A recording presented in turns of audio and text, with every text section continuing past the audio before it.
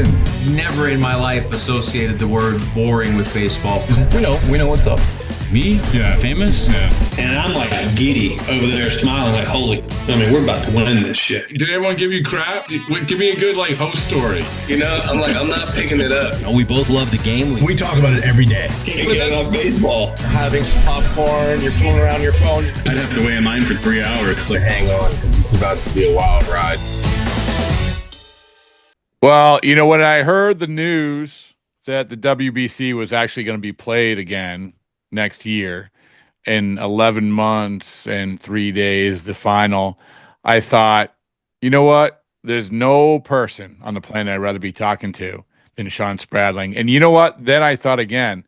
I said, you know what? Even if the WBC wasn't playing, there's nobody in the planet I'd rather be talking to than Shawn Spradling. WBC Central. Good to see you, my friend. Good to hear from you. Man, yeah, it's great to hear from you. Great to see you. It's always great to talk WBC, but also just good to talk to you. We actually got to meet in person finally. I know. For the first time over a winter meeting. So I know. Good time. And Shawn, here's the thing.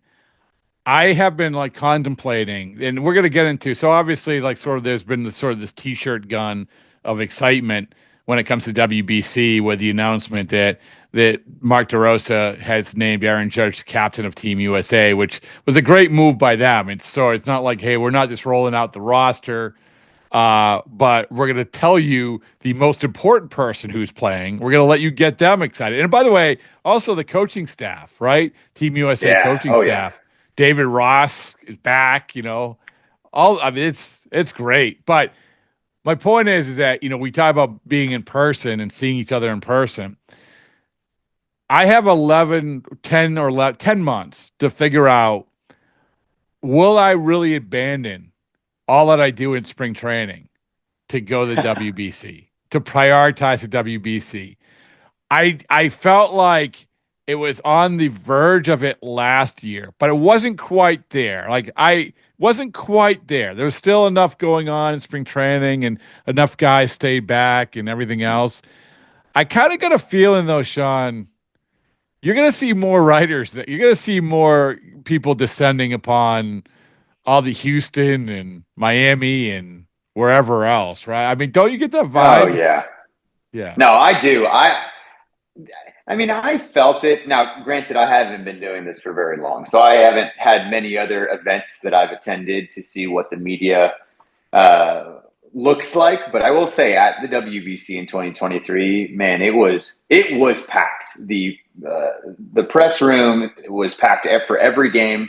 The media would show out, especially when Japan was playing. I mean, it felt like all of Japanese media flew over for the last couple games. But this is the thing, not to interrupt you, but this is the thing, is that makes sense because the Japanese players, there's not going to be very many, if any, Japanese players who play in the major leagues who are be like, no, I'm going to prioritize getting my work in field 5 over playing for my country, right? Yeah. Am I wrong? No, you're right. And I think that now I'm biased, but I think that this is going to, every WBC, start to take a little bit more precedence in the media over some of those backfields in spring training. Yeah.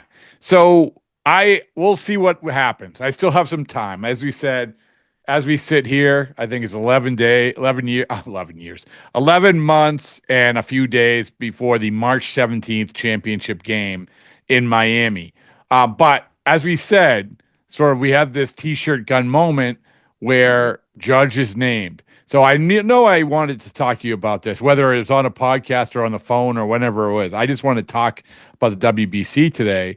But the thing that jumped to mind, Shawn, and you tell me what jumped to mind for you too when you heard this announcement. But the thing that jumped to mind was, this is going to be much like it was sort of with Trout last time.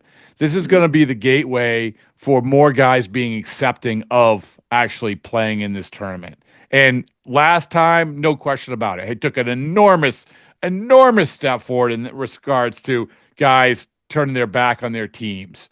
But this time, I feel like the Judge thing is an enormous difference maker. That's the first thing that came to my mind. What was the first thing that came to your mind when you heard this? Yeah, I mean, that is a big deal. I think that there are a ton of parallels with what we got with this announcement and what we got with the Trout announcement last year or last WBC. I think the first thing that came to mind for me, though, is just the timeline of it all. Like, you and I have talked about this countless times, but I think that every WBC that's gone on, we've started to get news a little bit earlier and a little bit earlier and a little bit earlier in that WBC cycle. So, like in 2017, we came to January and February, and we didn't really know any of the players that were playing. Right. We didn't know any of the coaches and there was no news. In 2023, we started to get some buzz the summer prior, and then we got the big Trout announcement, and that's where we had all that fallout of all of the other players coming out of the woodwork saying that they want to play. Do you remember when the Trout announcement was? I'm pretty sure that was July of 2022. Oh, really? Okay. Yeah. Yeah. So it was early, but it wasn't quite as early as we have this. This is even earlier. And so the things that I guess when we heard that Judge was going to be the captain, that told me 2 or 3 things. One, that Judge is on board, and he's been thinking about this since the last WBC, because he said that in the press conference. He was like, man, I wish I could have been there to see that lineup that was put together. I wish I could have been there to play with my brothers, like to play with these guys I don't get the opportunity to play with. I just had free agency, so I couldn't. But he wanted to be there, and the fact that we're getting it over a year or about a year ahead of time means that he was already thinking about that for a while.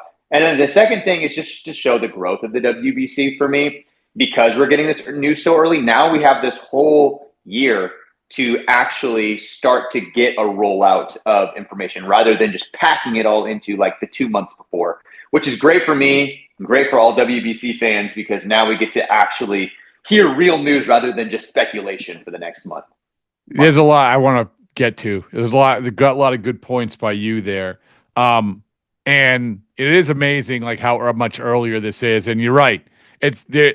I think that guys like Judge had severe case of FOMO as they're sitting in spring training watching this. And I think even writers did, to be honest with you, where it's like, no. Because there was up until nothing was like 2023. As much as progress as they made the previous time, the previous couple times, whatever, nothing was like 2023 in large part because, like you said, Judge it was such a difference maker.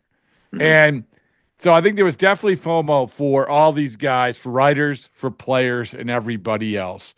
And so we know they remember that excitement. They remember sitting there having to watch it on TV. They remember saying, wow, like this stinks. I have to play in front of, 5,000 fans in a game that I'm going golfing at in the 5th inning of it. That stinks. But, there's another part of this. And I think I saw John Boy mention this about the hockey tournament, the Four Nations. Okay, right? Yeah. And how this sort of thing would have been poo-pooed, but this was awesome.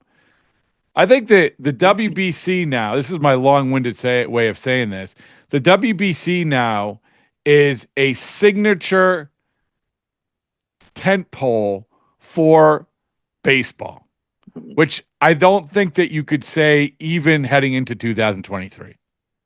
And a big part of that, I'm not going to lie to you, is one of the most historic at-bats of all time, Trout versus Ohtani. But I think this is definitively that this is something, it's like the Hall of Fame announcement. It's like, it's bigger than the draft, honestly. Bigger than the draft. One of the signature tentpoles for all of baseball, which is something that we just simply didn't think would happen. This is thanks to you. I'm giving all credit to you. Thank you, Rob. Yeah, I think a tentpole is a great way to a great analogy for it, because what I've been saying for a while is that, like, you look at the baseball calendar and you got the World Series, you got the All-Star break, you got opening day, like you got Jackie Robinson Day, like these massive moments that you look forward to throughout the year that everybody's used to. I think that now that we've gotten to 2017 where it started to pick up steam, USA won. 2023, maybe the greatest at-bat of all time, one of the most iconic at least. And now to this point where we're getting Mike Trout, a Judge, a Mookie Betts to play. Like, I think the WBC now is a mainstay in the baseball calendar, that like every 3 to 4 years, it is going to be a premier event. And I don't think it is a stretch to say that this is our sports World Cup. Like, we see that the World Cup is the biggest event in the sporting event in the world for soccer. Now, it's not going to be to that point because baseball is not as big as soccer, but to what it means to its sports, I think that that's where we're heading with the WBC, because all the players are buying in. And for years, they have from these other countries. And now the U.S., like the American players are like, oh, this is something that I want to do. You heard Judge say, like, I want to represent my country because of all of the men and women that have sacrificed their lives. So like, let me be able to play this beautiful sport. I want to now give back to my country. Like, now everybody's bought in. I think that this is going to become what the World Cup is to soccer. All right. So with that said, this is a question I don't have an answer for, and I should. And I don't know if you do. And if not, we'll ring up some of the guys who are regulars on this podcast, who are in the WBC, the Bards or the Ottavinos or whoever. What is the financial compensation for this? And the reason I ask this is because what makes this even more incredible is that I don't think that this is an enormous financial compensation for it. I just went to about a month ago, I went to the TGL, the indoor golf thing. I'm like, how are they getting all these guys here playing? And then you realize, well, the winning team, which is made up of 3 or 4 guys, gets $9 million. So they're getting $2 or $3 million each if they win it. That's why they're going. I mean, they're not going for like, oh my goodness, I got to represent New York and Atlanta and Boston these things for indoor golf. No. So do we have an answer for this? Yeah, that is a great question. I don't know off the top of my head. I had it pulled up. I mean, I posted it at one point, so I do know it's in the range of a couple $1 million. Wait, so a couple $1 million, like in what way? Like in what? So to my understanding, and now I'm probably going to have to. I should have prepped you for this. I apologize, but no, not at all. Yeah, no. To my understanding, there's a pool of money that is allotted to the WBC to compensate the countries that participate. I don't remember what it was in 2023, but of that total pool, a certain percentage, a large percentage goes to the champion. And then a certain percentage goes to those who make it to the semis and the quarterfinal. And then a certain smaller amount goes to those who are able to move on past the pool stage. And every country gets a little bit, even the ones that don't move on, but just qualified for the WBC. And it's maybe $300,000, $500,000, something like that. I think it's less than $1 million. I think I'll have to fact check that. But when it comes to like the large countries and the large baseball federations like the U.S., that's a drop in the bucket. I was going to say this is my point. My overall point is that these guys want to play. They want to take the time. They want to do all this. Yeah. And there's not a semblance of it because of the money. And now the only caveat to that, though, is the smaller baseball countries or the much newer baseball countries. So a country like Great Britain, British baseball has very little money to spend on, like we saw uniforms where they didn't have much money to spend on uniforms last time, or the Czech Republic or Brazil, like these countries that are very new to international large baseball competitions. Even just qualifying for the WBC, getting that $500,000 or whatever that is a massive deal. But yeah, you got like the US, they just are playing for pride and for their family and for their country. The ideas are popping, Shawn, and I got an idea. I want you to identify the country that Baseballs and Boring should sponsor, so we can put like Baseballs and Boring, like Chico's bail bonds on the back. Give us a country that might be the most receptive to that. Do we know? Oh man, I love that. Probably the country with the least amount of money, right? Hey, I've already mentioned them, but Great Britain, they got so much flack last WBC for their uniforms and the letters falling off. And I talked to Drew Spencer afterwards, after one of the games, and he's no longer the manager. He's now focusing on his role with the Yankees. But whoever the new manager is, he'll be in the same boat. And I talked to Drew, and he was like, I mean, it's just the reality of it. We don't have any money. Like, we want it. If you want better jerseys, we need more money. I mean, but come on. Letters, like the travel teams, like have. Come on. Come on. We have to get Michael Peterson on, our good friend. Well, Mike. they need the baseball isn't boring money, the sponsorship money, so that they can. No, that's what I have their mean. letters We're stick. here to help, right? I mean, you may have to play in T-shirts, but they say baseball isn't boring, but we can do that. I like that. I like the baseball isn't boring WBC collector item shirts. Yeah, we got 11 months. We got 10 months to figure this out. All right. Well, speaking of 10 months figuring it out, I asked you to find some names of guys who might now will play when they maybe didn't play or weren't inclined to play, or maybe they're even just new, because this is one of the things Judge is going to do. Like, I look at the roster for Team USA, and honestly, Shawn, there's a lot of guys who aren't even playing baseball anymore. Like, there are. It's I feel like they erred on the side of a lot of veteran guys. But it was looking at some of the names are pretty striking. So I want to get your take on some names that you feel like, okay, they didn't play, but they're going to play. And you know, I think before you answer, one of the things that I think that will also happen is you'll have guys who are playing who aren't going to demand playing time. They just want to be there. And I'll give you an example of that, just because it's top of mind, because I used it as part of the Netflix documentary this came out. Jaron Duran played for Team Mexico, and he barely played. I mean, he was like a pinch runner. Like, they made it seem in the doc like he was playing all the time. But I think he was like, he barely played, but he was raving out the experience, what it was like it was the most fun he's ever had in baseball, so forth and so on. And Shawn, he legitimately cost himself a spot on the open day roster by going to that, because Raimel Tapia makes the team instead of him. But I think if you ask Jaron Duran, he's like, okay, it was worth it. It was all worth it. I think there'll be more guys like that. So, you got some names?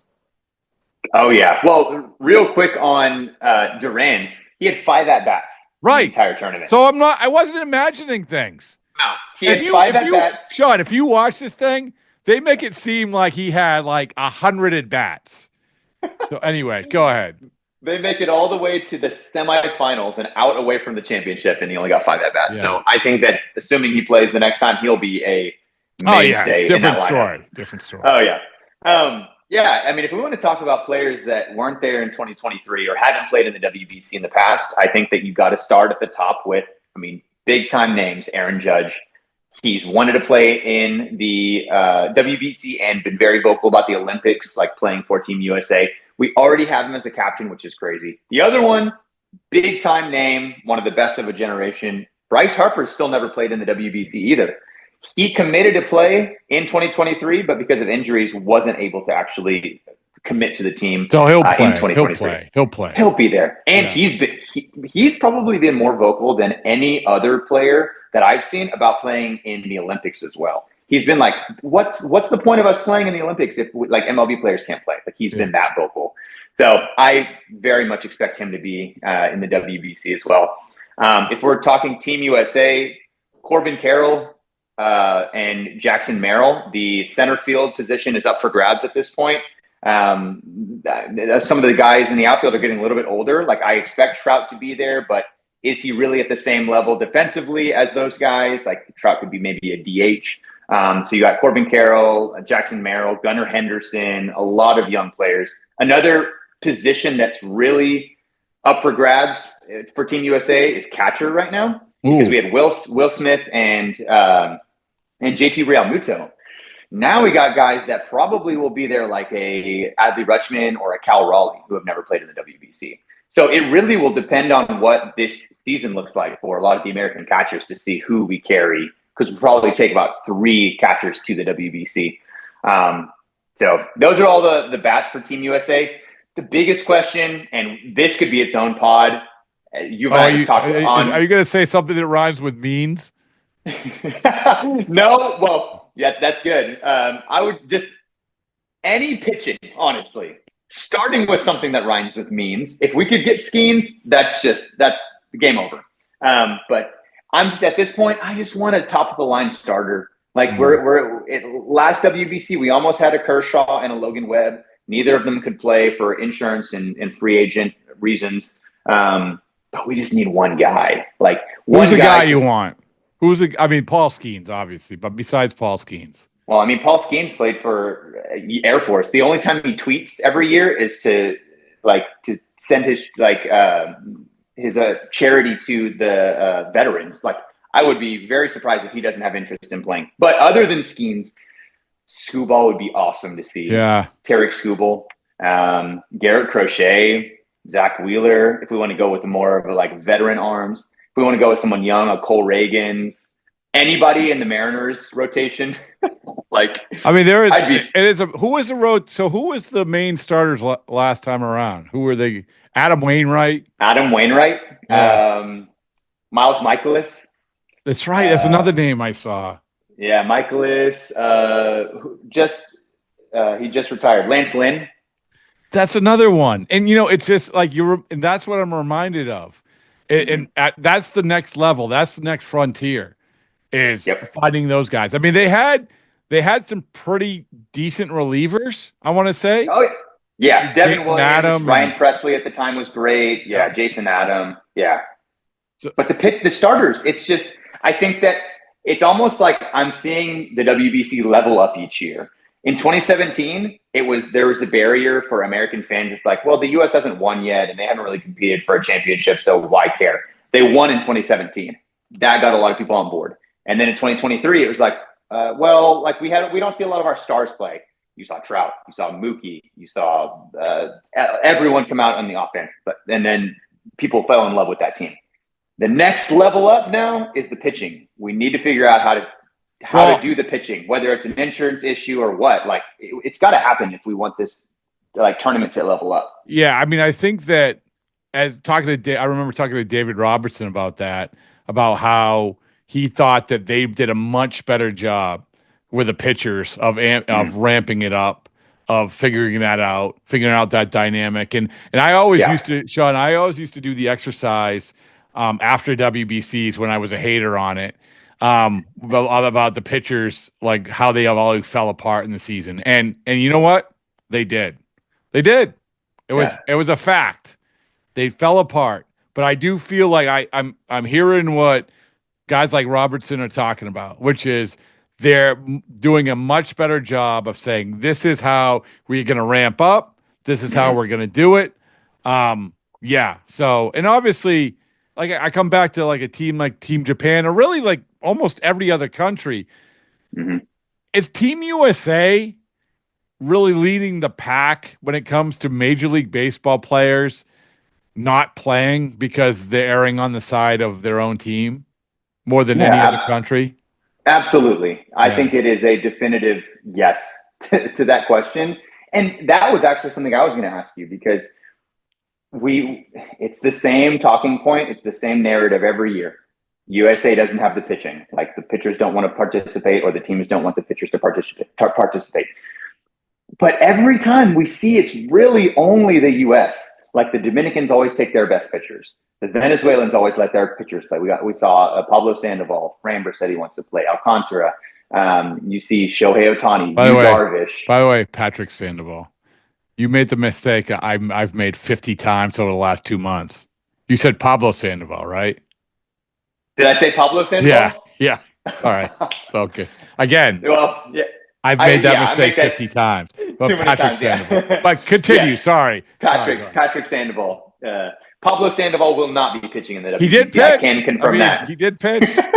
I mean, I think he's 1/8 Italian, so I don't know. Something like that. No, but all that to say, like, it's not even pitchers don't play in the WBC. It's American pitchers aren't participating. So there's some disconnect that, I don't know, we're going to have to figure out. So, with the understanding, this is the cliche question, which we'll ask you 50,000 times in the next 11 months. Which team right now do you like the best? Which team? And the reigning champions are obviously Team Japan. Mm-hmm. And that'll be an interesting one to see if Ohtani pitches in that one, right? Yeah. My guess is that he will. I think he will, because by then he'll have pitched. Right? I would think so. I would expect him to. Maybe he won't start. Maybe he'll just get a couple innings in the bullpen. Maybe the closer every couple games. But I would expect him to pitch. Yamamoto, Sasaki, and they probably have a couple other guys that Senga, Imanaga, right? Imanaga. That's just in the MLB. Imanaga, we were because this is another great thing about the WBC. It's our first introduction to a lot of these guys, even guys who are like integrating into the MLB that year. And I mean, Imanaga was like, oh yeah, he's okay. He's all right. He's okay. Well, yeah, he was their best. He was the best pitcher. It's the best guy to come out of that crew. And then he started the Masa championship Yoshida, game. Who? Yeah, Imanaga started. He was the starting pitcher for Team Samurai Japan in the championship against the USA, and we were like, "Oh, great! It's not Darvish, it's not Otani, it's not Roki Sasaki or Yamamoto. We're going to be fine." And he kills us. Right, and then I remember Masa Yoshida, who was hitting cleanup behind Otani, and nobody really knew. You know, he had signed with the Red Sox, and nobody really knew sort of who this was. This was the first introduction to him, and he hits this monumental home run, and oh my goodness, he can't be stopped. And I remember talking to some of the Japanese writers and said, well, what do you think of, this is at the end of spring training when he joined the Red Sox. What do you think? I said, that's probably the worst thing that could have happened to him, because everyone is thinking this guy is, he's the guy hitting behind protecting Otani. He's awesome. Yeah. So, yep. But, the Japanese pitching is probably the most ridiculous player pool that a country will have to figure out how to, like, who to take to the WBC, because we just named 5 or 6 guys in MLB, and that's not even considering the best players in NPB right now, like Hiroto Takahashi and Hiroya Miyagi. Takahashi, just real quick, something that Yamamoto, who is probably the most successful player ever in NPB history, numbers-wise, something he never did was have a sub-1 ERA, and that's what Hiroto Takahashi did last year. He had like a .93 ERA, so he might not even make the rotation. That's crazy. So what you're saying is that Japan has to be considered the favorite, right? Oh, yeah. They're definitely considered the favorite. I mean, they went undefeated in international play at the senior level for like 5-6 years. Like, they hadn't lost a single game until last year when Taiwan beat them in the Premier 12 to win the championship. But they hadn't lost since like 2019 to anyone. But I think the team that I'm keeping my eye on, and they've underperformed despite high expectations at the last couple WBCs, the Dominican Republic, they are starting already really strong with getting Albert Pujols and Nelson Cruz on board, and then naming a bunch of players, former stars, to their coaching staff as well. And so we'll have to see if they can put together the lineup that they can. If they get all their best players, which all of them have said that they want to, they're going to be really tough to beat too. I should remember this. Who was their manager? Last go round? It was Rodney Linares. Okay. Tampa Bay Rays, I think bench coach. Okay, and who was their manager this time? Albert Pujols. Yeah. Well, Albert Pujols is the big winner. Yeah.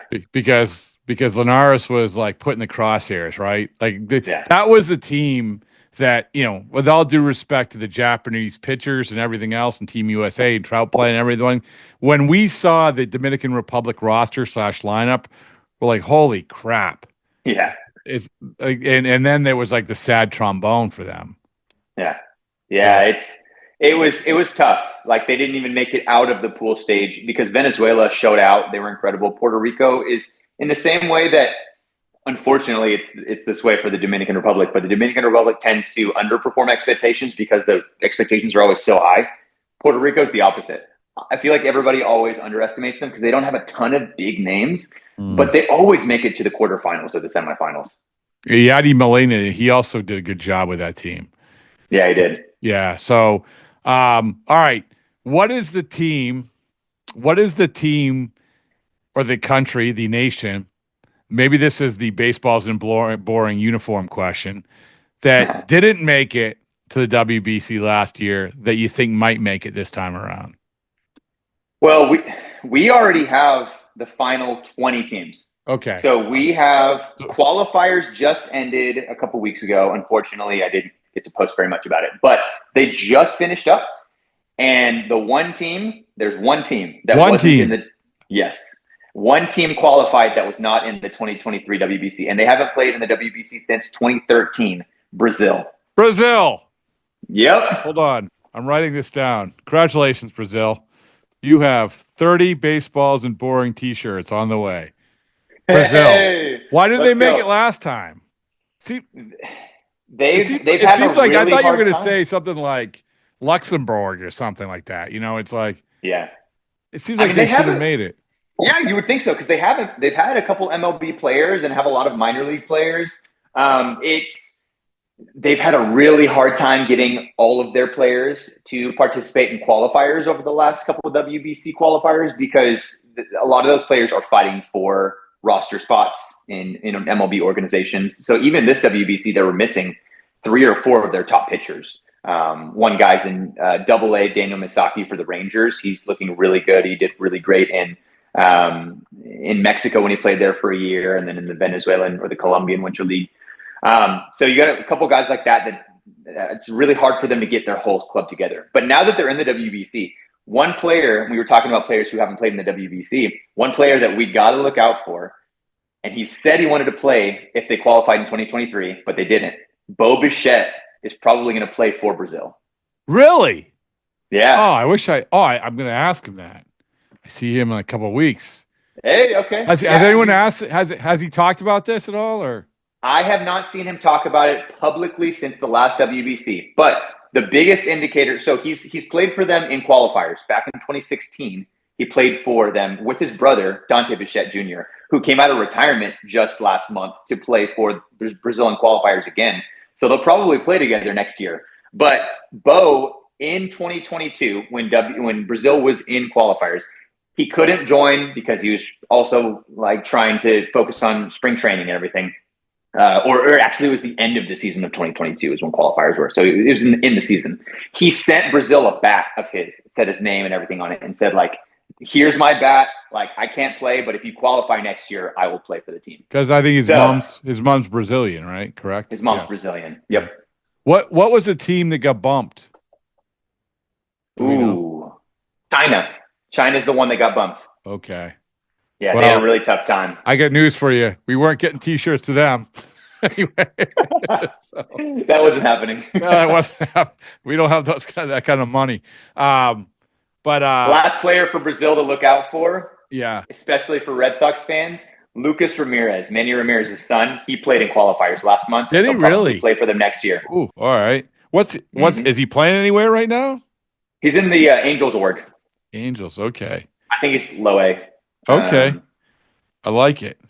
But he did good. He did good in qualifiers. I looked up the other day the guy who the Tigers signed after he struck out the world. You know, yeah. Remember? Yeah.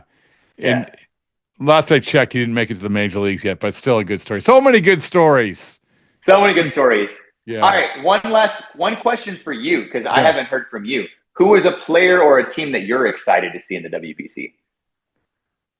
Michael Peterson, Great Britain. Yeah. I mean, like I love talking to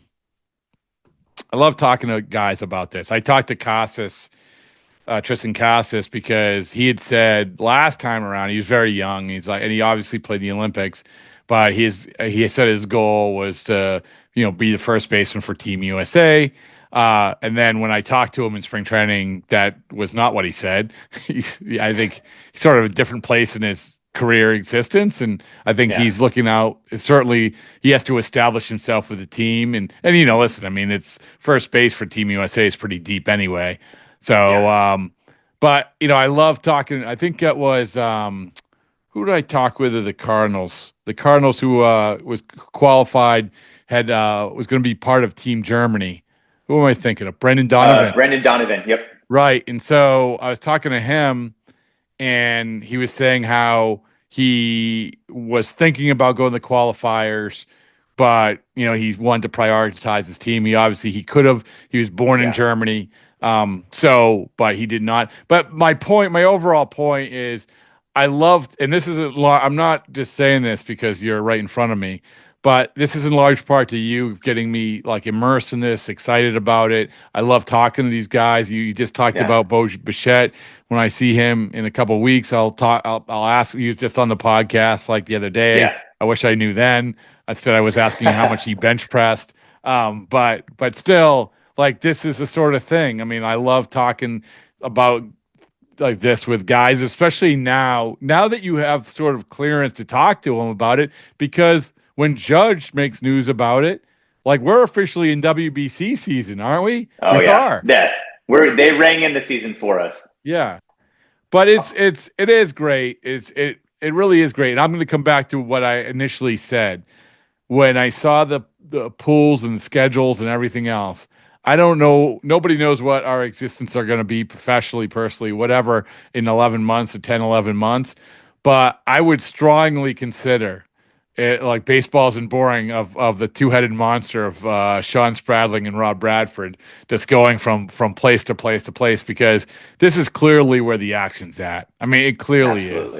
And you got to join me. Yeah, and so you were, I mean, to be that championship game, to have that, to even to surface every time now we see one of these guys, these interviews that you did with Sasaki or whoever. I mean, it's just so cool. It's so cool.